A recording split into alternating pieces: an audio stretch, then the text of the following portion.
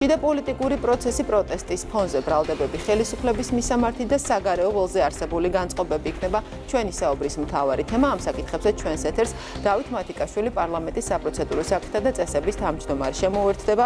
ბატონ დავით, საღამოშვიდობის, მადლობა გადაცემაში მონაწილეობისათვის. Ქვეყნის გარედან შიდა პოლიტიკურ პროცესებში ჩაარევასა და გავლენის მოხდენის მცდელობებზე ხშირად ლაპარაკობთ მმართველი პარტიის წარმომადგენლები და კონკრეტული პოლიტიკური ინტერესების მქონე დონორების, არასამთავრობოების და პარლამენტის თავმჯდომარეს უდავესესხებით ინსტრუქტორებად ქცეული დიპლომატების როლზე მიუთითებთ. უკვე რამდენჯერმე გამოაქვეყნა შალვა პაპუაშვილმაც განცხადება, როგორც აღნიშნა შესავალში სოციალურ ქსელში, რომელიც იწყება ფრაზით, რომ ყოველი რადიკალი NGO-ს უკან რადიკალი დონორი დგას. რა კითხვები აქვს ქართულ ოცნებას აი ამ პროცესების გარშემო და რამდენად უპირისპირდება ასეთ მცდელობებს თქვენ მიერ დაგეგმილი საკანონმდებლო ცვლილებები? ნათია, მოგესალმებით, მივესალმებით ჩვენს ტელემაყურებელს, მადლობას გადაგიხდით გაცემაში მოწვევისთვის. მოხდა სრული ილუსტრაცია იმ სქემის, რითაც ხდებოდა საქართველოს შიდა საქმეებში უხეში ჩარევა და ამ ყველაფრისთვის გამოიყენებოდა დონორი და დონორთან დაკავშირებული ეგრეთ წოდებული არასამთავრობო ორგანიზაციები თუ ცალკეული პირები.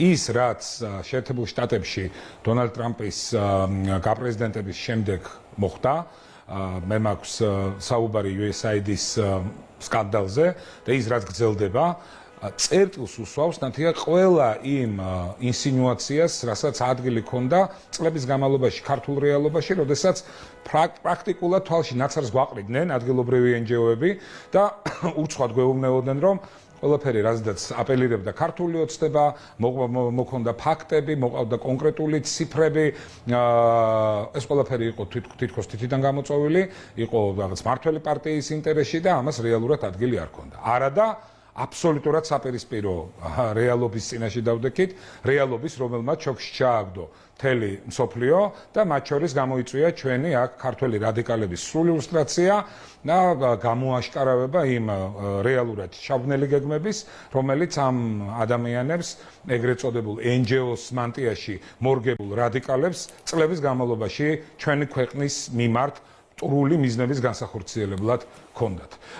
იგივე დიპლომატიური კორპუსი სამწუხაროდ, რაც პარლამენტის თავმჯდომარემ განაცხადა სრული სიმართლე, ის რაც ჩვენს თვალწინ ხდებოდა, ნათია, და რისი მომსწრემით ჩვენ ვიყავით, თუ როგორც ცდილობდნენ დიპლომატები გაცდენილები აბსოლუტურად საკუთარ უფლებამოსილებებს, დიპლომატიის ზღვარს, როგორ იყვნენ მართლაც რაღაცა ცეკადან საბჭოთა წარსულის აჩრდილებივით მოვლენილი და მაგიდაზე ხელების ბრახუნით და ტონის აწევით, როგორც ცდილობდნენ საკუთარი ინტერესის განხორციელებას და გატარებას არ ერიდნებოდნენ არაფერს და რომ არა პრინციპული, მკაცრი და ასე თანმიმდევრული პოზიცია და პოლიტიკა ქართული ოცნების დღეს საქართველოს სად იქნებოდა და რა უბედურ ცეცხლის კალში იქნებოდა გახვეული, ალბათ ამაზე ჩვენმა საზოგადოებამ წარმოდგენაც კი შეიძლება გაუჭირდეს ამაზე შეიქმნას. მოკლედ, საქმე არის იმაში, რომ თანხების უდიდესი ნაწილი ხაზს უსვავ, რომელიც შემოიდინებოდა საქართველოში, ის ხმარდებოდა ისეთ მიზნებს, რაც ქართული საზოგადოებისთვის და ჩვენი ხალხისთვის რომ არ იყო კარგი და სასიკეთო, ეს ხომ გასაგებია, იმიტომ რომ აქ ელემენტარულად ხელისუფლების ამოტრიალება, რადიკალიზმის გაღვივება, ქვეყნის უკრაინიზაცია, ომში ჩართვა და ასე შემდეგ ამ ყველაფრის მიზანი იყო და როგორც აღმოჩნდა, ეს ყველაფერი თვითონ ამერიკელი გადასახადის განახდელის მიზნებში ცხადი არ შედიოდა და ამ ყველაფერზე არაერთგზის ხაზი გაუსვა, როგორც პრეზიდენტმა ტრამპმა, ასევე მისი ხელისუფლების წარმომადგენლებმა, რომლებიც მუდამ ხაზს უსვამენ, რომ ამერიკელი გადასახადის გადამხდელის თანხები მიმართული სხვადასხვა ქვეყნებში იყო გამოყენებული არა ქვეყნებს შორის ჰარმონიული ურთიერთობის დასამყარებლად, გასაღვივებლად, ინტერესების თანხვედრისთვის, არამედ პირდაპირ ამ ყველაფრის დანიშნულება აბსოლუტურად ხდებოდა ყოველგვარ კეთილ ზრახვებს და იქ ხელისუფლებების შეცვლა, ფერადი რევოლუციები და ასე შემდეგ. ეს იყო ამ ყველაფრის მიზანი. სახელმწიფო მდივანმა USAID-ის თემაზე დღეს განაცხადა, რომ საგარეო დაფინანსება გაგრძელდება, თუმცა ისეთი პროგრამებით, რომლის დაცვა და გამართლება შესაძლებელი იქნებაო. შეცვლის თქვენი აზრით ეს მიდგომა იმ დაფინანსების უცხოური დახმარების იმ პრაქტიკას, რომლის ასე ვთქვათ, არამიზნობრივ გამოყენებაზე და რომლის მავნე შედეგებზე მიუთითებს ხოლმე საქართველოს ხელისუფლება ხშირად. ნახეთ, აქ არის კეთილსინდისიერების საკითხი. ჩვენ ვიცით, რომ შემოდინებული თანხების დიდი ნაწილი თითქოს ვითომ რომ თანხმდებოდა ხელისუფლებასთან და ისე იხარჯებოდა, ეს არის სრული ტყუილი. ჯერ ერთი იგივე USAID-ის მიერ აქ გადახარჯული თანხების საკმაოდ დიდი ნაწილი სხვა ორგანიზაციები, მაგალითად ნედის ანგარიშზე გადადიოდა და ნედის მიზნობრიობა თანხების ხარჯისა არის სრულიად გაუმჭირველი. ეგ ერთი. მეორეც იმ მოცულობა ასე ვთქვათ პროექტებში იყო კონკრეტული მცირე და რაღაც რაოდენობის დანიშნულების პროექტები, მაგალითად სოფლის მეურნეობის დაფინანსების და ასე შემდეგ, რომელთა ხვედრითი წილი იყო მიზერული და დანარჩენი ყველა თანხა, რომლის დასათაურებაც იყო ძალიან კეთილშობილი, ამ დასათაურების ქვეშ მძიმე და მავნებლური მიზნებით მოხდებოდა ამ თანხების ხარჯვა. თქვენ გახსოვთ ის ტრეინინგები, რომელიც საქართველოში ტარდებოდა, რაზეც ჩვენ არაერთი ვსაუბრობდით. გახსოვს ხომ ის ბაკურიანში შეკრებები და ასე შემდეგ, სადაც მოლოტოვის კოქტეილების სროლას ასწავლიდნენ ახალგაზრდებს ნაცვლად იმისა, რომ რაღაცა მართლა დემოკრატიის განვითარებაზე და თავისუფალი აზრის გამოხატვაზე და საჯაროებაზე ყოფილიყო საუბარი. ეხლა დღეს ჩვენ შეგვიძლია ერთი რაღაცა ვთქვათ, რომ ის პოლიტიკა, რომელსაც შეერთებული შტატების დღევანდელი ადმინისტრაცია აწარმოებს, ეს პოლიტიკა თუ კი შენარჩუნდება და ძალაში დარჩება, არანაირი წინ არაფერი არ უდგას იმ კეთილი მიზნებით სხვადასხვა ქვეყანაში დონორი ორგანიზაციების მიერ და თანხების დახარჯვას, მაგრამ გამოცდილება და პრაქტიკა ჩვენ სამწუხაროდ აბსოლუტურად საწინააღმდეგოს გვეუბნება. ამიტომაც დაველოდოთ მოვლენების განვითარებას და ისე გეტყვით. გასაგებია და ერთია როგორ იქნება გარედან მიდგომა და მეორე როგორ იქნება ამის პრევენცია ქვეყნის შიგნით. მე ჩვენი საუბრის დასაწყისში ვახსენე კითხვის ერთი ნაწილი მოიცავდა იმას, თუ რამდენად დაუპირისპირდება ასეთ მცდელობებს თქვენ მიერ დაგეგმილი საკანონმდებლო ცვლილებები. მოდით ამაზეც რომ ვისაუბროთ, აი რის პრევენციას ახდენს ეს საკანონმდებლო ცვლილებები, რომელი ჯგუფების, აი ამ დასახელებული ჯგუფებიდან. კი ბატონო, ჩვენ დავიწყოთ ჯერ ერთი ფარას იმ ინიციატივით, რომელიც არის ქართული ოცნებიდან გაჟღერებული და უცებად ამ შესაბამის ინიციატივას ჩვენ განვახორციელებთ, ჩვენ საზოგადოებას უთხარით, რომ ის საკანონმდებლო რეგულაცია, რომელიც დღემდე არსებობს საქართველოში, გავლენის გამჭვირვალეობის შესახებ კანონის რბილი შედარებით ნორმები, ამ ნორმებმა ვერ იქონია ის ეფექტი შემოსული თანხების ხარჯვის ნაწილზე და ასევე იმ ორგანიზაციების ასე ვთქვათ გასაჯაროების ნაწილზე საკუთარი საქმიანობის, რადგანაც მდიდარი NGO-ების დიდი ნაწილი ელემენტარულად არ რეგისტრირდება შესაბამის რეესტრში. არა და ამ კანონის მოთხოვნა იყო ერთადერთი, რომ საკუთარი ხარჯები გაესაჯაროებინათ. ამიტომ იმისთვის, რომ ქვეყნის სუვერენიტეტი იქნეს დაცული და იმისთვის, რომ სწორედ მოხდეს პრევენცია აქ შემოდინებული თანხების ხარჯვის ასე ვთქვათ კეთილი მიზნებისა და ამ ყველა მიზნის გამოაშკარავება, ჩვენ გადავწყვიტეთ, რომ ის ვერსია ამერიკული კანონის, რომელიც დღეს მოქმედებს, არა ის, რომელიც 30-იან წლებში იყო მიღებული, რომ რაღაცა ინსინუაციებს რო თავი დაანებონ ცალკეულმა ჯგუფებმა, არამედ დღევანდელი ვერსია იქნეს გადმოქართულებული და სწორედ ამ ვერსიის იმპლემენტაციით განხორციელდეს ყველა ხარჯის გასაჯაროება ქართულ რეალობაში. წინააღმდეგ შემთხვევაში ბუნებრივია, რომ ის კაცრი ზომები, რომელიც არის ადეკვატური ზომები, რომელიც არის ამერიკულ ფარაში, გათვალისწინებული იქნება ქართულ რეალობაში გამოყენებული. ეს ერთი საკითხი. მეორე საკითხი, თუ რა მოცემულობას ვაწყდებით დღეს ჩვენ საქართველოში, როდესაც ცალკეული ჯგუფები 400-500 ადამიანი და ძირითადად კოლექტიური ნაცმოძრაობის ან წარმომადგენელი და ან მათი სულისკვეთებით მოქმედი, როგორც ცდილობს ავაზეზე აპარტეიდული რა ქვია მცდელობებით 4 მილიონ ადამიანს მოახვიოს საკუთარი აზრი, საკუთარი შეხედულება, გადაკეტოს ქუჩები, მოაწყოს მაგისტრალების ბლოკირება, არიოს სიტუაცია და ქვეყანა ჩააგდოს კოლაფსის მდგომარეობაში. ამიტომაც ცხადია, რომ საკანონმდებლო დონეზე განხორციელდა და განხორციელდება ყველა ის ცვლილება ნათია, რომელიც საზოგადოებრივი წესრიგის დაცვის და მსგავსი ჯგუფების ქმედების ნეგატივის აღსაკვეთად იქნება ადეკვატურად გამოყენებული სახელმწიფოს მიერ. ეს არის ის საკანონმდებლო მინიმუმი, ასე ვთქვათ, საკანონმდებლო რეგულაციის, რომელიც არის აუცილებელი იმისთვის, რომ ქვეყანამ საკუთარი სუვერენიტეტი მკაცრად დაიცვას და არ მიცვეს დესტრუქციულ ძალებს იმის საშუალება და უფლება, რომ აქ რაღაც არეულობის ინსცენირება მოაწყონ და შეეცადონ აქ კიდე საკუთარი ნეგატიური დღის წესრიგი განახორციელოს. ხარჯების გასაჯაროება ერთია, მაგრამ როგორ მოახდენს ეს ყველაფერი, ეს საკანონმდებლო ბაზა იმის პრევენციას, მაგალითად მაგალითად პოლიტიკური განცხადებების პრევენციას, დიპლომატებისგან, უცხოეთის სხვადასხვა პოლიტიკოსებისგან, რომლის მომსწრენით ძალიან ხშირად ვართ.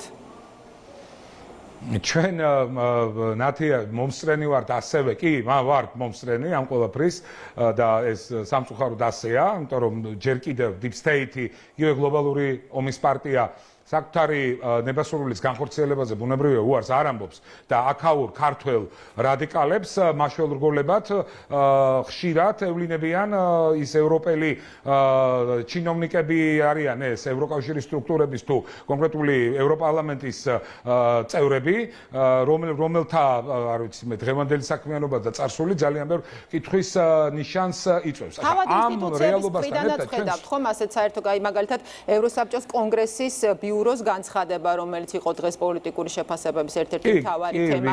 აი ევროპარლამენტი ემზადება მორიგი რეზოლუციის მისაღებად და ოპოზიციაც გაემგზავრა თქვა სტრასბურგში აი ამ პროცესში მონაწილეობის მისაღებად. აი ამის პრევენციას ხო რამდენად ახდენს კანონმდებლობა? ნათია, ჩვენ ვართ აბსოლუტურად ასევე სხვა რეალობის მომსწრე, როდესაც კარდინალურად იცვლება მსოფლიო პოლიტიკის დღის წესრიგი იმ მიმართებით, რა მიმართებითაც აი ეს ჩირაღდანი აიმთო ვაშინგტონში და ნიუ-იორკში და მისი ეფექტი აუცილებლად ექნება ევროკავშირს და ევროსტრუქტურებს და ევრობიუროკრატებს. ჩვენი ქვეყნის შიდა საქმეებში ჩარევის უფლებას ჩვენ არავის არ მივცევთ, ნათია. არც მანამდე ვაძლევდით, მაშინ როდესაც ჯერ არ იყო დონალდ ტრამპი ამერიკის პრეზიდენტი და ყველა მხრიდან იყო სრულიად უსამართლო, უსაფუძვლო ბრალდებები და პირდაპირ არ ვიცი მე გადმოსული იმაზე ძალმომრეობაზე ქართული ხელისუფლების მიმართ და ქართული ხალხის მიმართ. არც მაშინ ვაძლევდით ამის უფლებას და მით უმეტეს არც ახლა არ მივცემთ არავის ამის უფლებას. ახლა ევროსტრუქტურებიდან იმის მცდელობა საქართველოს მათი შეხედულების მიხედვით საკუთარი დღის წესრიგი აწარმოოს ეს არჩევნების ჯანიშნა იქნება თუ სხვა საკითხი არის რა თქმა უნდა ფიასკოსთვის განწირული და ამ ყველაფერზე არავინ მათ თანხმობას არ ეტყვის. რატომ? იმიტომ რომ ქვეყანამ პირველ რიგში საკუთარი სუვერენიტეტი და საკუთარი კონსტიტუციის უზნაესობა უნდა დაიცვას. ამ კონსტიტუციის პირველივე სიტყვები არის ჩვენ ხალხმა, ქართველმა ხალხმა გადავწყვიტეთო, რომ საქართველო აი ესე ამ მოცემულობაში იყოს, რომ ეს კონსტიტუცია კონდეს. და ქართველმა ხალხმა 1,100,000-ზე მეტმა ამორჩეველმა ნათია გადაწყვიტა, რომ ქვეყანა მშვიდობაში, ეკონომიკურ წინსვლაში და პროგრესში დარჩეს და ხელისუფლება არ გადაცეს რადიკალებს.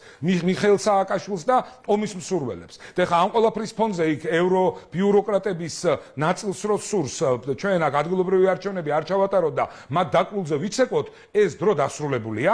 საქართველოში ისე არ მოხდება, როგორც ეს საბჭოთა კავშირის პირობებში იყო მოსკოვში. იქ ვიღაცა ნიშანს რომ იცემდა აქ ცეკას პირველ დივანს და ზუსტად მათ დაკვლზე რო ცეკვავდნენ. ეს ასე არ იქნება.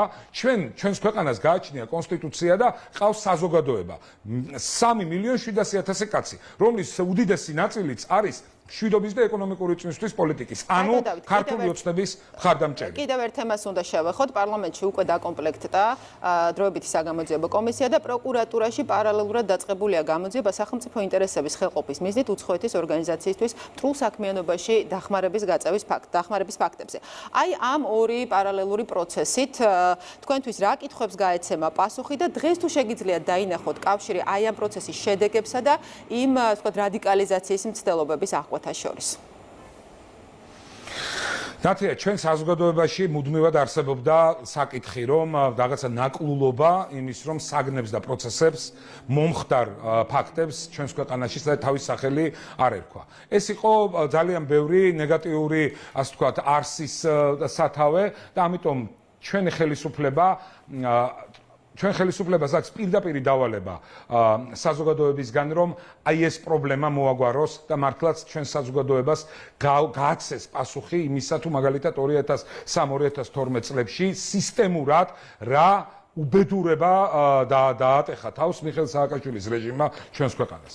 მიუხედავად იმისა, რომ არის ათეულობით ჩინოვნიკი გასამართლებული ნაციონალური რეჟიმის. მიუხედავად იმისა, რომ სტრასბურგის სასამართლომ გამოიტანა ასევე უამრავი გადაწყვეტილება, სადაც სისტემურ დანაშაულზე არის ხაზი გასმული, ჯერჯერობით მაინც ასე პარლამენტის დონეზე, საგამოძიებო ინსტიტუციის დონეზე არ მომხდარა სისტემური შეფასება იმ უდიდესი უკუსლის ყველა კუთხით, რაც საქართველოს 2003-2012 წლებში განიცადა მარტო 2008 წლის ამბები კმარა, ყველაფერი იმისთვის, რომ საზოგადოებას კიდევ ერთხელ გაახსენდეს, რა უბედურებაში გარია ქვეყანა მიხეილ სააკაშვილის რეჟიმი. ამიტომ ბუნებრივია, რომ საგამოძიებო კომისიის საქმიანობა იქნება ძალიან მნიშვნელოვანი, ძალიან ეფექტური.